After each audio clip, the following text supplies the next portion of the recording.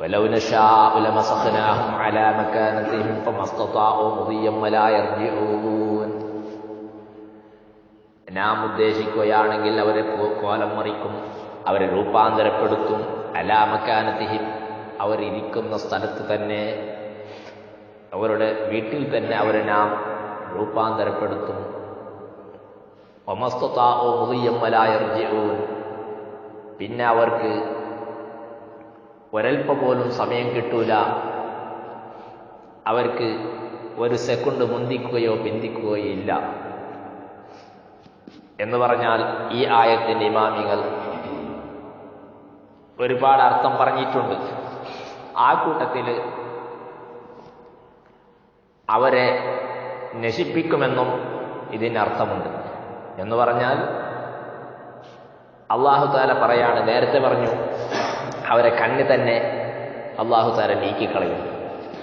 പിന്നെ അല്ലാഹു പറയുന്നു, അല്ല നാം ഉദ്ദേശിച്ചാൽ അവർ ഇരുന്ന സ്ഥലത്ത് തന്നെ, അവരെ വീട്ടിൽ തന്നെ അവരെ നാം രൂപാന്തരപ്പെടുത്തും.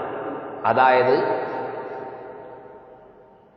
ഇമാം ബഗ്വി റളിയല്ലാഹു അൻഹു പോലത്തെ ഖുർആൻ വ്യാഖ്യാതാക്കൾ പറയുന്നു, യുരീദു ലൗ നശാഉ ലജഅൽനാഹും ഖിറദതൻ വഖനാസിറ ഫി മനാസിലിഹിം. ഒരുപക്ഷെ നാം ഉദ്ദേശിക്കുകയാണെങ്കിൽ അവരുടെ വീടുകളിൽ തന്നെ അവരെ കുരങ്ങിൻ്റെയും അതുപോലെ പന്നിയുടെയും രൂപമാക്കി മാറ്റും. മറ്റൊരർത്ഥം അവരെ ഹലാക്കാക്കി കളയും, നശിപ്പിച്ച് കളയും. പിന്നെ അവർക്ക് ഒരു സെക്കൻഡ് പോലും അങ്ങോട്ടും ഇങ്ങോട്ടും തിരിയാനോ മറിയാനോ സാധ്യമല്ല. എന്ന് പറഞ്ഞാൽ അവരുടെ ജീവിതം അവിടെ അവസാനിച്ച് കളയും, അവരെ റൂഹിനെ പിടിച്ചു കളയും. സമയം വന്നാൽ ഒരു മനുഷ്യന്റെ റൂഹ് പിടിക്കൽ അത് പതിവാണ്. അവന്റെ സമയമെത്തിയാൽ ലാ യസ്തഖ്ദിമൂന സാഅത്തൻ വലാ യസ്തഅഖിറൂൻ, ഒരു സെക്കൻഡ് മുന്നോട്ടോ ഒരു സെക്കൻഡ് പിന്നോട്ടോ പോകില്ല. അപ്പൊ ആ നിലക്ക് അവരെ റൂഹ് പിടിച്ച് അവരെ മരിപ്പിച്ച് കളയുമെന്നും അർത്ഥമുണ്ട്. മറ്റേ അർത്ഥം അവരെ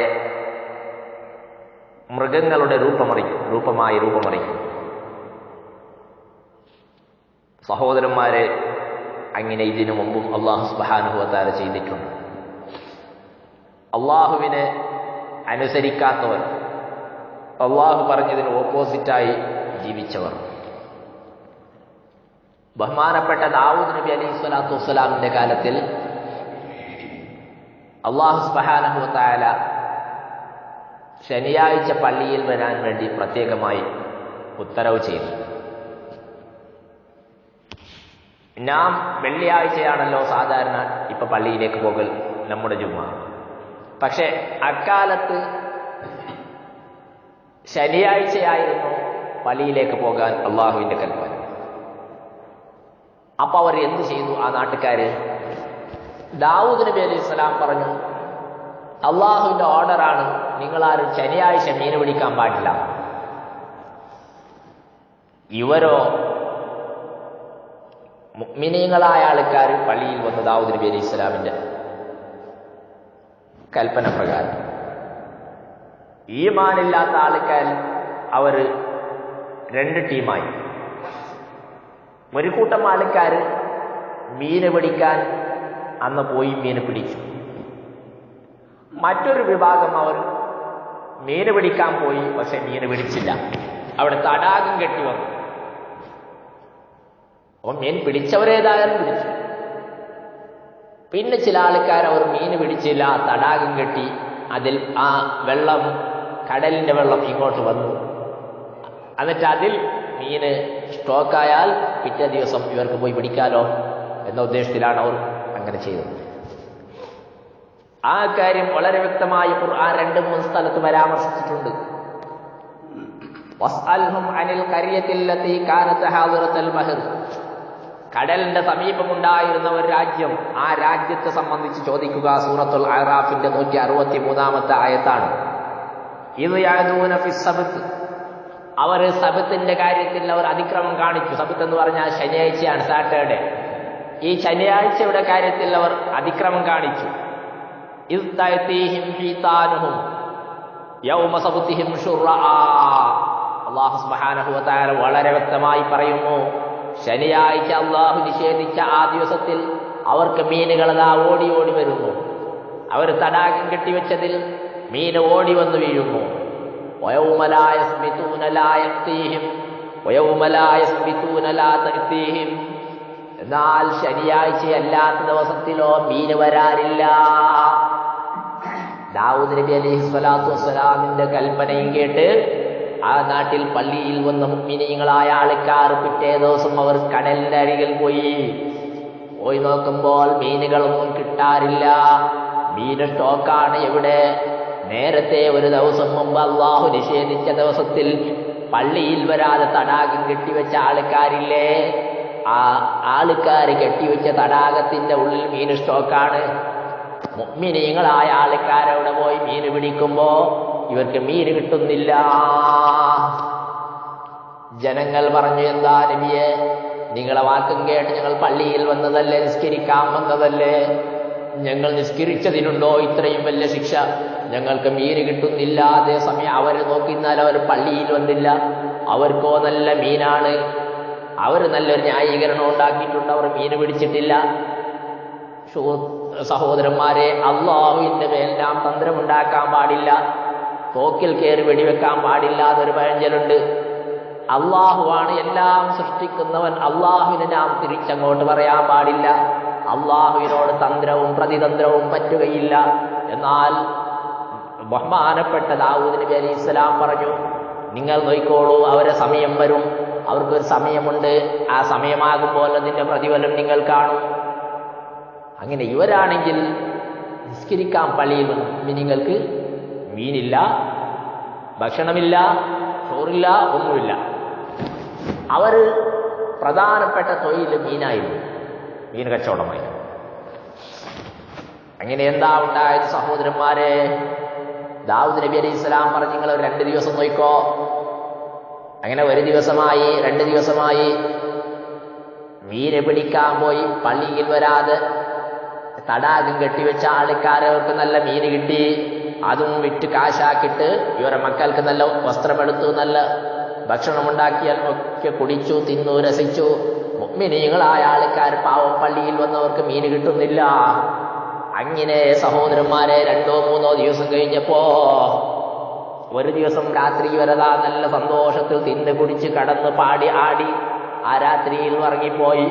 പിറ്റേ ദിവസം പോയിട്ടതാ ബഹുമാനപ്പെട്ട ദാവൂദ് നബി അലൈഹി സ്വലാത്തു വസ്സലാമിന്റെ ആജ്ഞ, ദാവൂദ് നബി അലൈഹി സ്വലാമിന്റെ ഓർഡർ ധിക്കരിച്ച് പള്ളിയിൽ വരാത്ത ആൾക്കാരുടെ വീട്ടിലേക്ക് ഇവർ പിറ്റേ ദിവസം രാവിലെ പോയി നോക്കുമ്പോൾ ഒരാളും വീട്ടിന്റെ വാതിൽ തുറക്കുന്നില്ല. വാതിൽ മുട്ടി നോക്കി, ഇവരൊക്കെ സുസൈഡ് ചെയ്തിരിക്കുകയാണോ നോക്കിയിട്ട് സുബ്ഹാനല്ലാഹ്, വാതിൽ തുറന്നു നോക്കിയാലും ഒരാളും മുട്ടിയാലും തുറക്കുന്നില്ല. അവസാനം നാട്ടുകാരൊക്കെ കൂടിയിട്ട് പോലീസിനെയും വിളിച്ചു. പോലീസ് വന്നു, അടിച്ചിങ്ങനെ വാതിലിങ്ങനെ തട്ടിത്തുറന്ന് നോക്കുമ്പോൾ വീട്ടിന്റെ ഉള്ളിലുള്ള ഓരോ ആൾക്കാരും കുരങ്ങന്മാരായിരിക്കുകയാണ്. നല്ല 1-ാം നമ്പർ മങ്കിയാണ്. ഈ കുരങ്ങന്മാരെ നോക്കിയിട്ട് ആൾക്കാർ ഭയങ്കരമായ അത്ഭുതപ്പെട്ടു പോയി.